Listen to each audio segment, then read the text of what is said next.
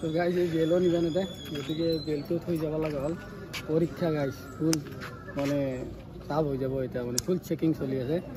এতিয়া বেল দোকানতে এতিয়া লম্বেনটো ওলাই যাব আৰু উপায়টো নাই যাওঁ দে আৰু গাইজ এক্সামটো এই মই আহি আছোঁ হা যিমান টান হ'ব কিন্তু অলপ পঢ়িলি বা ক্লাছটো দেখিলে ভাল হ'ল গোটেই গুড মৰ্ণিং গাইজ তো আজি 15 তাৰিখ গতিকে আমাৰ অসমৰ ষ্টেট লেভেলৰ যিটো এক্সাম হয় থাৰ্ড গ্ৰেডৰ এক্সাম তো ফাইনেলি প্ৰায় 1.5 বছৰৰ অন্তত আহি গ'ল আজি প্ৰায় 12 লাখ ছাত্ৰ ছাত্ৰীয়ে ইয়াত মানে এক্সাম দিব তাৰ মাজতে মই এজন গতিকে মই পষ্টটো মাখিবাহা এইটো আপোনালোকৰ সৰ্থেবাৰী চাইডত পৰে গতিকে মই যাই আছোঁ আজি এক্সাম দিব কোনো ধৰণৰ মানে বেছি পঢ়া পাতি কৰা নাই জাষ্ট এনে আৰু ওপৰে চাই গৈছোঁ কি হয় কি নহয় নাজানো আৰু যদি চাকৰিটো হয় ভালে কথা বেয়া চাই আহিব পাৰিম যদি চাকৰিটো নহয় তথাপিও মানে বেয়া নালাগে মানে ট্ৰাই কৰিম আৰু যে চেষ্টা কৰাটো ভাল আৰু এক্সাম দি থাকিব লাগে যাতে মানে লাক লাগি যাব পাৰে আজিকালি লাকৰ মানে কোনো ধৰণৰ ৰিস্ক নাই কেতিয়াও মানে হঠাৎ মানে আজিকালি লাকৰ ওপৰতে নিৰ্ভৰ কৰা হৈ গৈছে মানুহবিলাক গতিকে আৰু মই এক্সাম দিব যাব ওলাইছোঁ প্ৰায় 8:30 মানে বাজিল 10:30 বজাত যিহেতুকে এক্সাম আৰু বাকী আৰু মোৰ লগত মানে ভাইটি এটাক লৈ যাম আৰু মই যাম আৰু তাতে যাই ডাইৰেক্ট লগ পাই আছোঁ বেছি সময় নালাগে প্ৰায় আধা ঘণ্টা 40 মিনিটৰ ভিতৰত আমি পাই যাম আৰু কেনেকুৱা ধৰণে হয় কি হয় এক্সামটো লগ তাতে যাই গাইজ 10:30 বজাত পৰীক্ষা নেটটো কাটছি প্ৰায় 8টা মান বজাত গতিকে আমি যাব ওলাইছোঁ এতিয়া মাখিবাহা এতিয়াতো মাখিবাহাৰ মই হায়াৰ ছেকেণ্ডাৰী স্কুলখন চিনি নাপাওঁ তো এতিয়া নেট কাটি দিছে ইমান সোনকালে কিহৰ কাটিব লগা প্ৰয়োজন আছিল নেট কাট 10টা বা 10টা বজাত কাটিলেও ল'ৰাকেইটা কমচে কম যাই পাব এতিয়া বহুত তেনেকুৱা ল'ৰা আছে কিছুমান ল'ৰাটো চিনি নাপাব এইটো বহুত ডাঙৰ ভুল কাম কৰিছে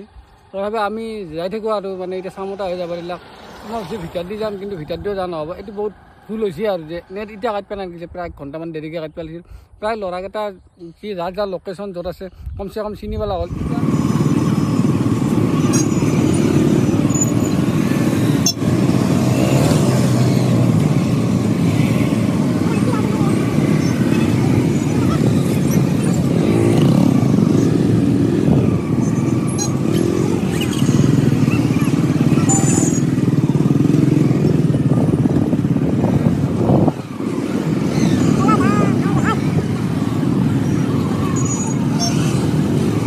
গাইজ বহুত সময়ৰ অন্তত ফাইনেলি মাখিবাহা আহি পালোঁ মাখিবাহা হায়াৰ ছেকেণ্ডেৰী স্কুল মানে মেইন প্ৰব্লেমটো কৰিছে যিটো নেটটো নিদিলাক না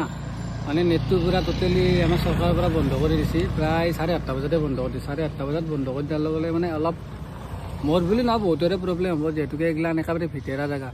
প্ৰায় মানুহবিলাক মানে চিনি নাপাব বুলিও ক'ব পাৰি সেই ভিতৰে মানুহক সুধি এই চামতা হৈ আহি তাৰপিছত হস্পিচি হৈ আহি এই ভিতৰেদি একেবাৰে ৰাস্তা বহুত বেয়া ৰাস্তা তো মাজেদি আহি ফাইনেলি পাই গ'লোঁ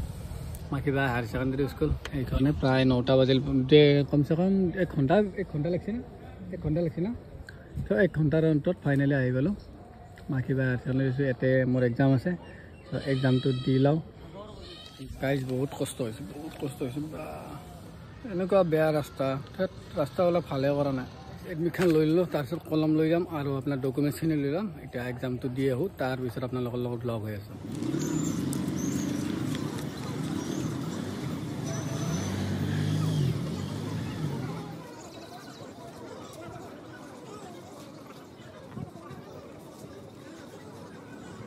এখনত পষ্টিলোঁ মই কৈ আছোঁ পৰীক্ষা কেনে হৈছে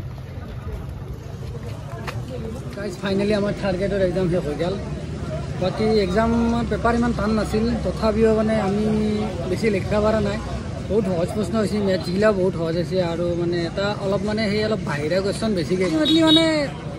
চাব গ'লে মানে পেপাৰ একেবাৰে সহজ হৈছে কিন্তু যদি আমি পঢ়িলোঁ হয় নিশ্চয় আমাৰ মানে এটা চান্স আছিল কিন্তু আমি নপঢ়াৰ কাৰণে